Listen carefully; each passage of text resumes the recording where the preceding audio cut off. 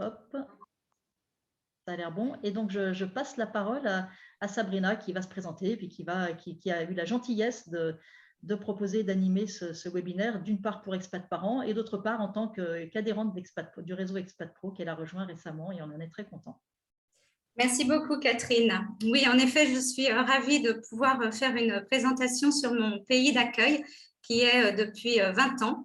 J'ai déménagé en 2002 en Australie de Paris et c'est vrai que je trouve ce pays magnifique. Alors, j'espère que je vais vous le faire partager aujourd'hui. Juste un petit peu sur moi-même. Donc, j'ai commencé une carrière internationale de France sur l'Europe, le Maghreb. Et ensuite, j'ai déménagé en Australie et j'ai travaillé avec l'Asie, les États-Unis et la Nouvelle-Zélande. Et pour finir, avec le Moyen-Orient et la Chine. Donc, je suis consultante et formatrice interculturelle. J'aide les familles expatriées à s'intégrer dans leur pays d'accueil et aussi j'aide les équipes multiculturelles à être plus efficaces, à travailler ensemble. Donc, vous pouvez toujours voir mon site internet qui est sabrinateller.com si vous avez besoin d'informations ou comment dire, de me contacter. Mais nous allons parler de l'Australie aujourd'hui. L'Australie, donc voici l'agenda de cette demi-heure à peu près pour parler de l'Australie et essayer de vous aider à mieux comprendre le pays. Alors, au niveau de l'environnement géographique, bien sûr, c'est la plus grande île au monde. C'est une île-continent un peu loin de tout. 4000 km d'est en ouest et 3700 km du nord au sud. Une des terres les plus arides au monde, avec 35% de cette île qui reçoit pratiquement pas d'eau dans l'année. Donc, on appelle ça le outback. Plus de 10% de l'Australie est protégée par l'UNESCO, donc vraiment des paysages à couper le souffle. Des zones climatiques aussi qui sont très, très différentes du nord au sud. On passe d'un climat tropical au nord jusqu'à un climat continental au sud. Donc, une faune et une flore qui sont vraiment diverses et variées. Avec peu d'habitants, puisqu'on est à peu près 26 millions d'habitants, donc une densité de population assez faible, avec 80% des habitants qui vivent sur les côtes. Bien sûr, nous avons aussi des caprices, j'allais dire, avec nos zones climatiques, puisqu'il peut arriver d'avoir quelques tempêtes ou aussi des flooding, comment dire, je perds mes mots, excusez-moi, des inondations ou même aussi les feux de forêt. Mais en général, ça n'affecte pas beaucoup les gens, sauf bien évidemment les dernières inondations du premier quartier de cette année. Il faut aussi penser que nous avons 3 fuseaux horaires, donc un décalage horaire avec l'Australie et l'Europe qui est assez grand, et puis des saisons qui sont inversées. Donc, un petit peu j'allais dire, d'exotisme, on va dire, si vous décidez de nous rejoindre. Au niveau des États et de la population, nous avons donc 6 États et 2 territoires. C'est une fédération. Donc, ça veut dire que comme c'est une fédération, chaque État est indépendant et se gère indépendamment, même si il rapporte aussi au gouvernement fédéral qui est basé à Canberra. Vous pouvez voir ici les 2 plus principales capital cities qui sont Sydney et Melbourne, qui sont les 2 premiers États et qui génèrent la moitié de l'économie australienne. Ensuite, au niveau de l'environnement socio-économique et politique, déjà, il faut savoir que l'Australie, c'est une terre d'immigration. Dès le départ, ça a toujours été une terre d'immigration, même si cette immigration est très contrôlée. Il faut savoir qu'un tiers de la population est née à l'étranger. Donc, ça veut dire que vous travaillez avec des gens de pays différents, une société très, très multiculturelle, et un peu moins de 50% des Australiens ont au moins un parent qui est né à l'étranger.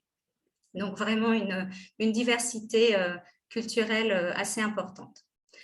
Au niveau de l'économie, c'est une économie forte. Nous avons eu une croissance à double chiffre depuis les 30 dernières années, 12e économie mondiale, même si avec le Covid, l'économie s'est bien sûr ralentie. elle a repris de plus en plus, d'une façon très forte. Notre inflation est de 5,1% en ce moment, mais le gouvernement augmente le salaire minimum de 5,2% à partir du 1er juillet de cette année. Une économie aussi à base de services, donc 72%, avec aussi, après le Covid, un plein emploi, puisque nous manquons d'immigration. Nous avons perdu une partie de notre immigration temporaire, puisque les gens ne pouvaient plus travailler et donc plus payer leur loyer, donc ils sont rentrés chez eux. Mais là, nous revoyons une forte arrivée de jeunes, pas forcément étudiants, mais juste de jeunes personnes et de jeunes familles qui profitent aussi d'un changement de gouvernement qui est assez récent, mais je pense que ça va avoir un impact sur l'immigration parce que nous en avons besoin. Au niveau de la politique, j'en ai parlé un petit peu, nous sommes une fédération d'États, ça veut dire que chaque État est différent, donc on le verra un petit peu plus tard, les règles sont différentes. Et nous sommes une monarchie constitutionnelle, c'est-à-dire que notre chef d'État est la reine Elisabeth II, avec, nous avons un Premier ministre, Anthony Albanese, qui gère le pays.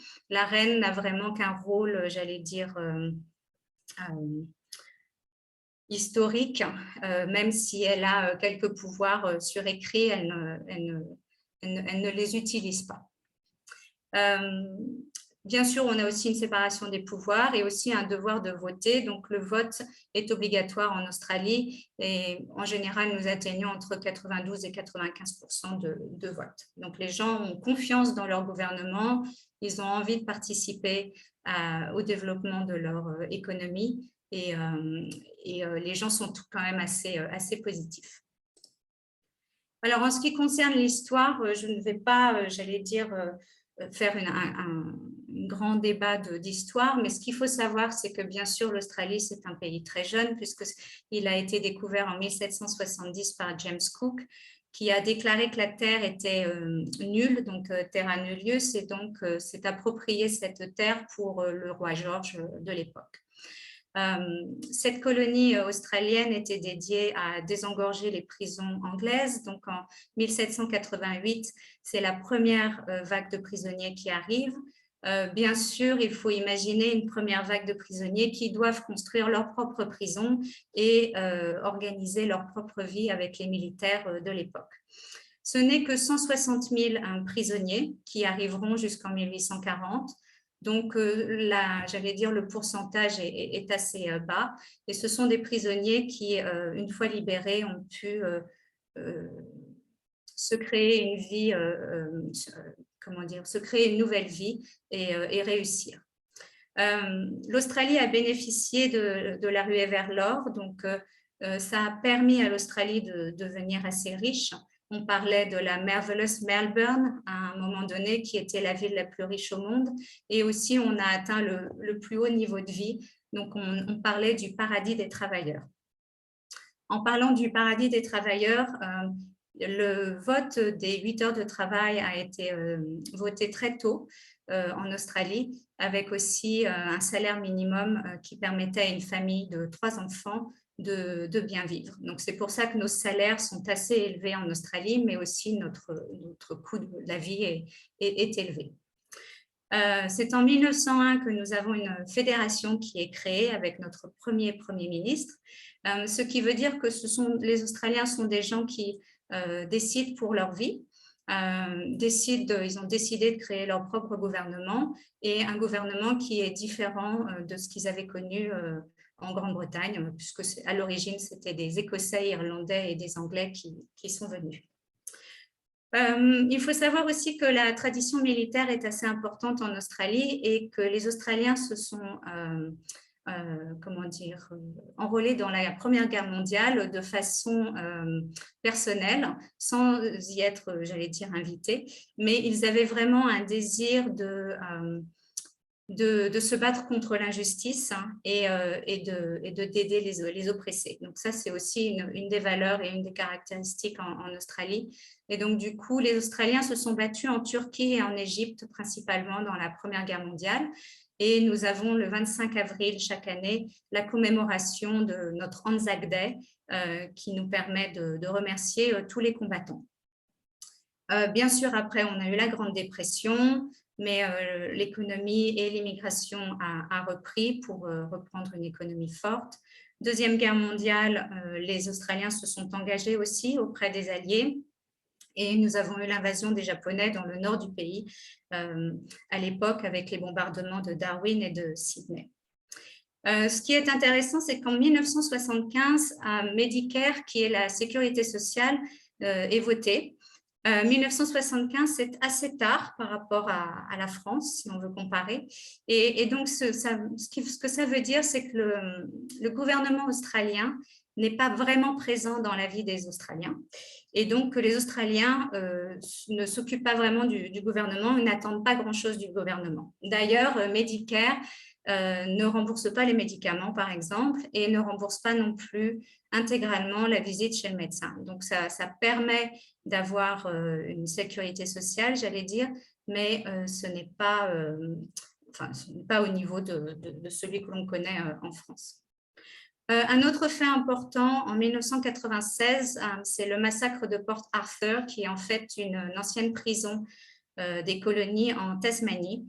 Une personne a décidé de tuer 35 personnes et blesser 23 autres.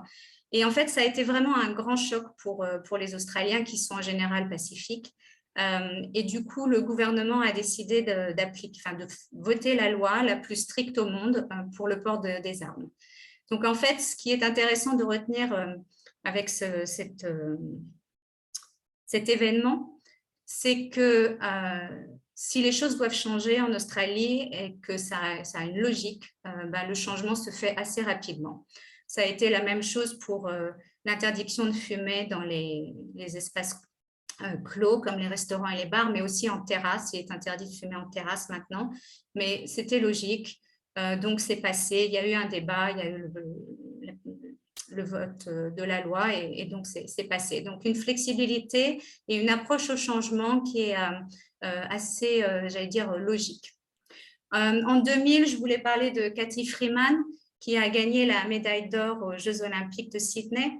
Cathy Freeman était la première sportive aborigène à mettre, j'allais dire, la culture aborigène sur un piédestal à l'époque. Et même s'il reste encore beaucoup de choses à faire avec la communauté aborigène, en fait, ça a été, les années 2000 ont vraiment été un élan pour cette communauté. D'ailleurs, en parlant de la communauté aborigène, bien sûr, c'est une culture très forte qui existe depuis plus de 60 000 ans en Australie.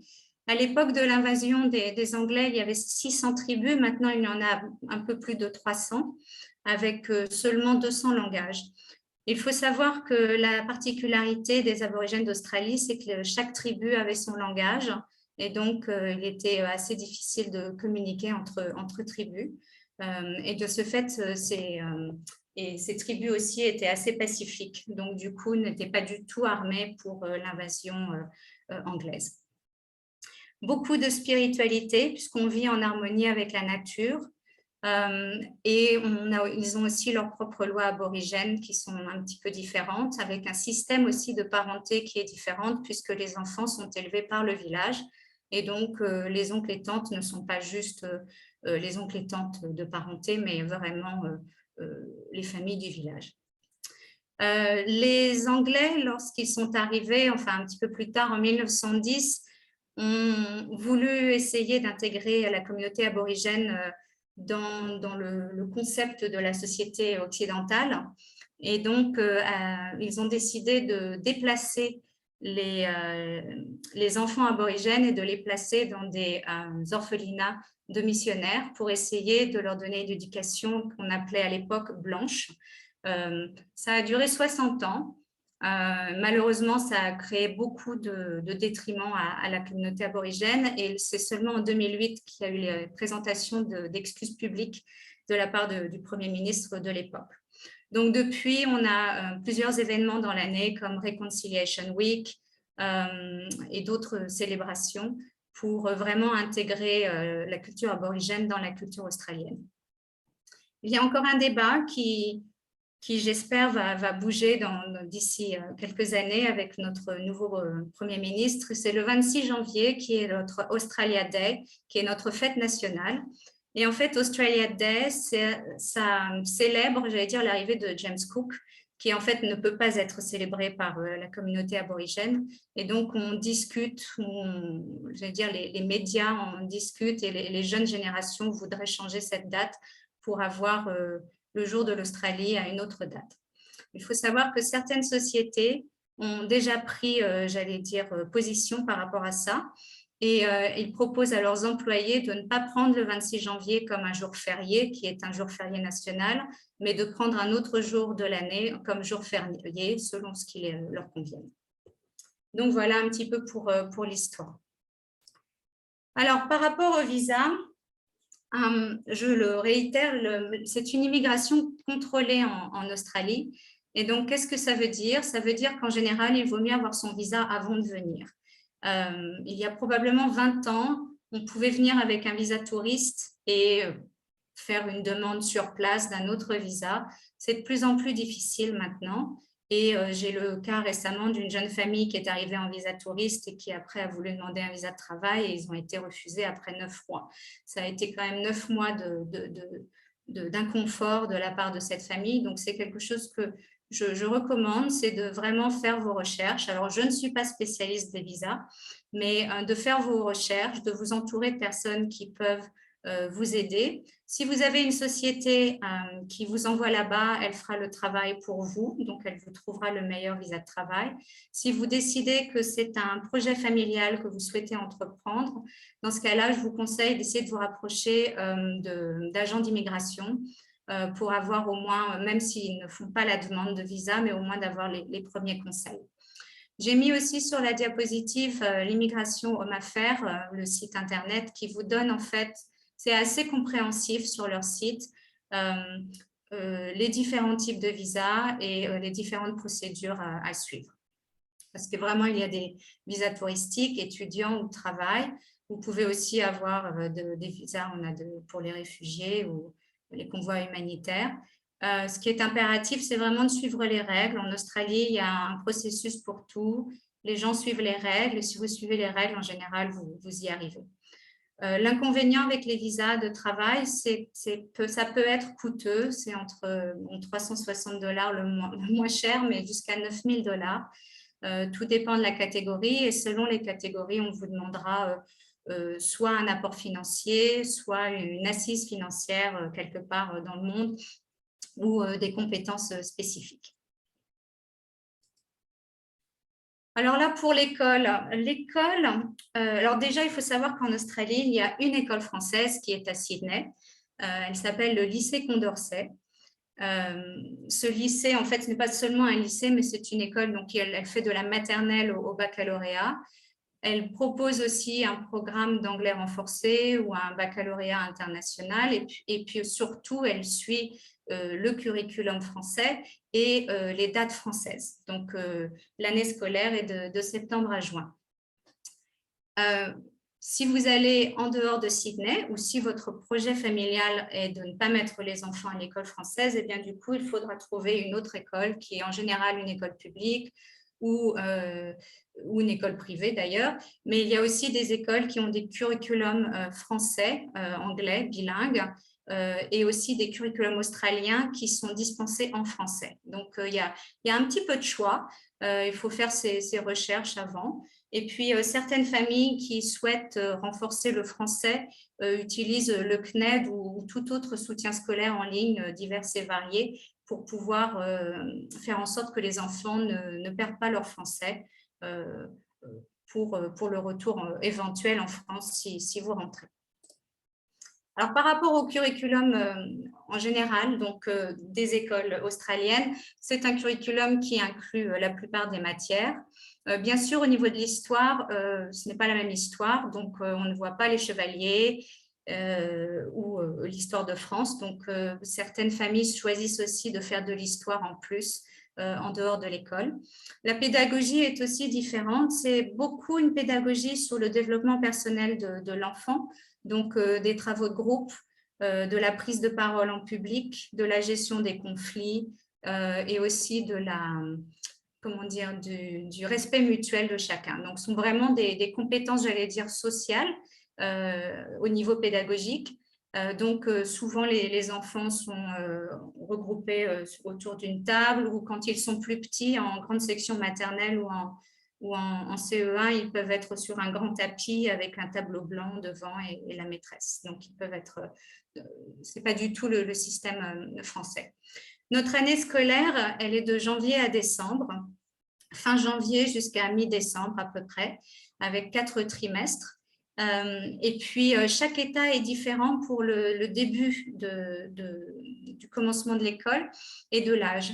Donc, il faut vérifier vraiment dans quelle ville vous allez pour pouvoir savoir à quel âge on commence l'école, si c'est 5 ans au 30 avril, qui est le cas à Melbourne, mais c'est 5 ans au 30 juin pardon, sur Sydney. Donc, ça veut dire que l'enfant peut être une année en avance ou une année en retard par rapport à l'école française. En général, quand vous êtes sur un visa temporaire, vous allez devoir payer l'école un peu plus cher que tout le monde. Et puis sinon, si vous décidez que votre enfant ira dans une école australienne mais qui ne parle pas l'anglais, nous avons des centres de langue spécifiques pour tous les enfants à différentes tranches d'âge, et ça marche par trimestre. Donc l'enfant passe un trimestre ou 2 trimestres, et une fois qu'il a un bon niveau de langue anglais, il retourne dans l'école que vous aurez choisie pour ces années. Alors, au niveau de la maternelle, on n'a pas vraiment de maternelle en Australie. On a un kinder qui n'est pas obligatoire, et c'est 5 heures de cours pour les 3 ans et 15 heures pour les 4 ans. Donc, vous avez plusieurs options. Vous pouvez aller dans un vrai kinder qui est géré par la mairie, ou alors vous pouvez aller dans une crèche si vous avez besoin d'avoir une longue journée comment dire, si vous travaillez, les 2 parents travaillent, si vous avez besoin d'avoir votre enfant dans une longue journée, ce sera plutôt une crèche, ou sinon une école privée. Ensuite, l'école primaire commence à partir de 5 ans en général, et ça commence donc en grande section maternelle, mais ça fait partie de l'école primaire, et ça c'est en 6e, donc de la grande section maternelle jusqu'à la 6e, c'est notre école primaire. L'école est de 9h à 3h30 en général. Et il y a aussi ce qu'on appelle un Before and After School Care Programme, donc les enfants peuvent rester avant et après. Au niveau du choix de l'école, vous avez le choix d'école publique ou privée. Ce n'est pas le même prix. Les écoles publiques peuvent varier entre $500 et $2000, mais les écoles privées sont entre 12 000 et 25 000 à l'année, donc selon votre contrat ou votre budget. Vous pouvez aussi choisir, dans les écoles privées, vous aurez le choix d'avoir soit des écoles de filles, soit des écoles de garçons, ou des écoles mixtes aussi, puisque c'est vraiment calé sur le format anglophone. Et puis aussi, vous aurez des écoles privées qui sont soit catholiques, soit protestantes, ou indépendantes, on les appelle non dénominationnelles. Alors après, pour le secondaire, on passe de la 5e au baccalauréat. Donc là, en général, vous avez une seule école, un seul campus pour toutes ces années. J'ai mis que les sujets proposés peuvent être différents. Alors bien sûr, il y a un curriculum commun, mais certaines écoles vont se focaliser davantage sur le sport, certaines écoles vont se focaliser sur les sciences, la biologie ou les maths. D'autres écoles vont avoir un grand centre musical avec du théâtre. Donc, selon ce que vos enfants apprécient, vous aurez le choix un petit peu de choisir, sachant que bien sûr, si vous choisissez l'école publique, il faudra aussi vivre dans la zone de l'école publique. Vous pouvez choisir un bac international, mais il n'y a que quelques écoles privées qui le proposent. Donc ça peut être un petit peu gênant pour certaines familles. Et sinon, notre baccalauréat s'appelle le VCE dans le Victoria, et puis il change de nom selon les autres États. Encore une fois, vous aurez les choix des écoles. Et puis après, on passe à l'université avec des très bonnes universités. Il faut savoir que par rapport à mon expérience personnelle de rencontre avec des familles francophones, en général, on a des familles françaises qui ont des enfants en bas âge parce que c'est plus facile à gérer d'avoir les enfants dans le primaire. Dès que les enfants commencent à aller au secondaire, après, les familles commencent à penser à baccalauréat. Il faudra qu'on rentre pour la seconde pour pouvoir faire les 3 années avant le bac. Donc, souvent, ce qui se passe, si les gens ne sont pas à l'école française de Sydney, bien sûr, souvent, ce qui se passe, c'est que dès que le premier enfant doit entrer en 3e ou seconde, les familles commencent à se dire on va rentrer parce que ça sera plus facile. Ensuite, au niveau de la santé, écoutez, la santé, l'Australie a un des meilleurs systèmes de santé. Je veux dire, on a énormément d'hôpitaux qui sont spécialisés, 2 hôpitaux pour les enfants à Melbourne, un hôpital pour la santé de la femme, dédié à la santé de la femme. Donc, vraiment, on a le choix et on est très, très bien desservi. La façon dont vous approchez la médecine en Australie, il vous faudra trouver un docteur, donc un GP, General Practitioner, et c'est ce GP qui vous donnera une référence pour aller voir un spécialiste. Sans cette référence, il est très difficile d'avoir un rendez-vous chez le spécialiste parce qu'il est déjà difficile d'en avoir un avec un referral. Mais le GP, il faut savoir qu'il traite beaucoup de choses que nos docteurs français ne font pas. Et puis, si vous portez des lunettes, vous n'irez pas voir l'ophtalmologue, mais ça sera l'optométriste qui est l'équivalent de notre opticien ici en France. La seule différence, c'est qu'on vous fait quand même des tests des yeux, des photos de la rétine, etc. et que vous êtes très bien suivi. Au niveau des pédiatres, alors si vous êtes enceinte et que vous accouchez en Australie, nous avons accès à certains pédiatres, mais les pédiatres sont considérés comme des spécialistes si jamais vous avez vraiment un problème spécifique. Sinon, en général, l'enfant et la maman sont suivis par ce qu'on appelle le Maternal and Healthcare Center. Ce sont des infirmières pédiatriques, spécialisées en pédiatrie, et qui suivent la maman et l'enfant pour les vaccinations, le développement, etc. Elle vous met aussi en contact, cette personne, avec ce qu'on appelle un groupe de mamans, un playgroup, des mamans qui vivent dans le même quartier que vous et qui ont eu des enfants au même moment que vous. Donc, ça vous permet une fois par semaine de rencontrer d'autres mamans et d'échanger des bons conseils. Bien sûr, si vous êtes expatrié et que la société vous envoie, vous aurez une assurance privée. En général, même les familles qui ont décidé de partir de leur propre initiative prennent quand même une assurance privée, puisque en visa temporaire, vous n'avez pas accès à Medicare, seulement en visa permanent. Donc, il faudra attendre au moins 4 ans pour pouvoir postuler à la résidence permanente et après avoir Medicare et après plusieurs années pouvoir demander la citoyenneté. Sachant aussi que les médicaments sont payants, donc Medicare ne couvre pas tout, juste une petite partie de la consultation du docteur. Puis notre 30, c'est notre numéro d'urgence. Et une fois que vous appelez ce numéro, on vous demande si vous voulez l'ambulance, les pompiers ou la police. Donc, c'est le choix. Au niveau de la santé, j'aime bien parler aussi d'une spécificité, j'allais dire, australienne, qui est vraiment la couche d'ozone qui est assez faible. Et donc, du coup, les UV sont assez hauts. Alors, il faut se protéger en Australie. Notre taux de cancer de la peau est un des plus élevés au monde. Et de ce fait, à l'école, les enfants portent le chapeau et mettent de la crème solaire du mois d'octobre au mois d'avril. Donc, juste une petite spécificité.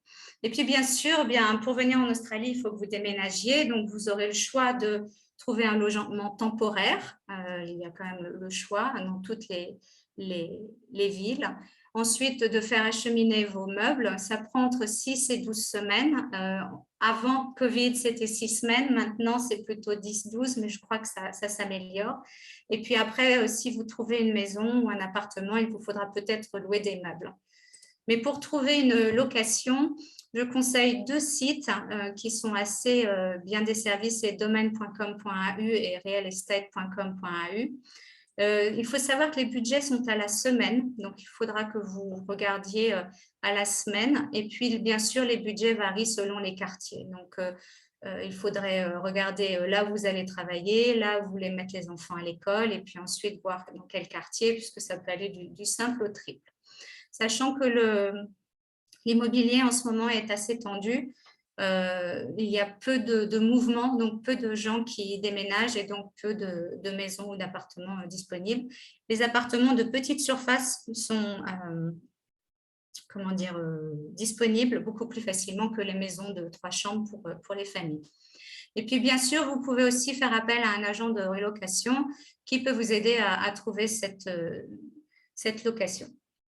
Il faut savoir qu'il faut faire un planning de visite puisque les visites sont planifiées. C'est 30 minutes seulement de visite, un jour, 1 heure. Et donc, quand vous regardez le type de location que vous souhaitez, il faudra juste réserver sur plusieurs jours et être là au bon moment parce que si vous arrivez 30 minutes plus tard, ce sera fermé. Et une fois que vous avez trouvé votre perle rare, en général, je conseille à mes clients de garder 3 maisons ou appartements qui leur plaisent. Et il vaut mieux faire une demande et la refuser après que de ne pas faire la demande et de la rater. Donc, pour faire la demande, les agents immobiliers aiment bien avoir un formulaire à remplir, mais il y a un formulaire central qui s'appelle OneForm, donc le chiffre 1 form, et ça vous donne, en le remplissant, vous accumulez d'un nombre de points et idéalement, vous avez 100 points et donc ça veut dire que vous avez un bon dossier pour prétendre à louer cette location. En général, on vous demande vos passeports, votre revenu, les bulletins de salaire, une référence que votre société en général peut vous donner. Et puis, il faut savoir aussi que les contrats de location sont de 12 mois avec 1 mois de préavis pour vous, pour partir, mais aussi pour le propriétaire. Donc, le propriétaire a 1 mois de préavis à vous donner s'il décide de récupérer sa maison, ce qui peut parfois être un petit peu difficile. Il y a aussi un dépôt de garantie à donner qui équivaut à peu près à 1 mois de loyer. Et puis, bien sûr, quelques sociétés peuvent vous aider à raccorder toute électricité, gaz et eau en même temps entre 24 heures et 48 heures. Alors là, au niveau des valeurs de l'Australie, en fait, ce qui est important de savoir, et ça, c'est plutôt lié avec ce dont je parlais avec l'histoire, c'est vraiment une société égalitaire. On a une classe sociale moyenne qui est très, très grande. Et donc, tout le monde se côtoie, tout le monde parle avec tout le monde. C'est une société qui est un petit peu, j'allais dire, relax parce qu'on n'est pas en train de se juger. Et du coup, on ne parle pas vraiment de classe sociale, en fait. Donc, le mot social class en Australie, on ne l'entend jamais, que ce soit dans les journaux ou entre personnes. Vraiment une société égalitaire, ça veut dire qu'un PDG pourra discuter avec un maçon d'égal à égal. Il y aura des conversations très, très intéressantes qui peuvent se passer. L'Australie est un pays de liberté. Alors, liberté d'expression, nos journaux et tous nos médias sont libres de s'exprimer, surtout, et dans n'importe quelle façon. Et aussi une liberté d'association. Donc, vous pouvez vous regrouper en association et vous aurez la liberté de faire ce que vous voulez. Aussi une liberté de religion, puisque toutes les religions sont représentées en Australie et tout le monde peut vraiment suivre la foi qu'il souhaite. Une tolérance et un respect mutuel qui est important et qui est enseigné à l'école. Et une tranquillité et l'absence de conflits, puisque c'est un pays pacifique. Alors, bien sûr, les avantages et les inconvénients. Alors, c'est un pays très agréable puisque dans le top 10 des villes les plus agréables pour les expatriés, on a Adélaïde, Perth, Melbourne et Brisbane, donc 4 villes australiennes sur le top 10. Beaucoup d'activités et une vie sociale avec aussi, bien sûr, du sport. Hein. Ça, le sport et comment dire, tout le monde le pratique, que ce soit le golf, le tennis, enfin, c'est pour tout le monde. C'est un pays stable aussi au niveau politique et économique. Un des pays les plus sûrs au monde, c'est 12e sur 160. C'est vrai que, pour donner un exemple, les femmes peuvent courir en short et en crop top. Personne ne les siffle, personne ne les embête. Donc, il y a vraiment une certaine sécurité. La même chose pour les enfants. Et puis, une nature à couper le souffle.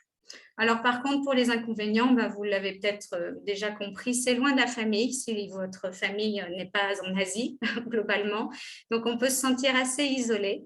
Le coût de la vie est aussi élevé, même si nos salaires sont plus élevés, le coût de la vie est à peu près entre 25 et 30% plus cher que la France.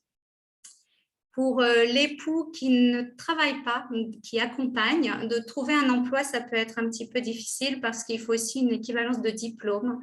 Et pour certaines catégories socio-professionnelles, en fait, il n'y a pas d'équivalence. Donc, c'est aussi une occasion de se réinventer et de faire autre chose.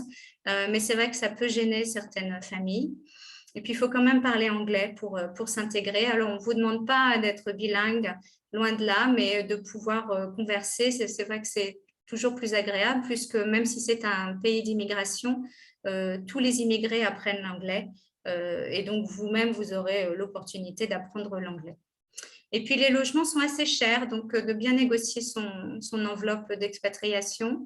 Et puis aussi, moins bien isolé qu'en France. Ça, c'est un petit clin d'œil à certaines familles que je côtoie, parce que c'est vrai que les qualités de construction sont différentes. Et certaines familles, en ce moment, en plein hiver, ont un petit peu froid chez elles. Donc voilà, j'ai pris un petit peu plus de temps, mais maintenant, c'est place à vos questions. Merci beaucoup. Alors, si vous avez des questions ou si vous voulez prendre la parole et puis peut-être mettre vos caméras, ce sera plus sympathique. Voilà, je vais d'abord arrêter l'enregistrement.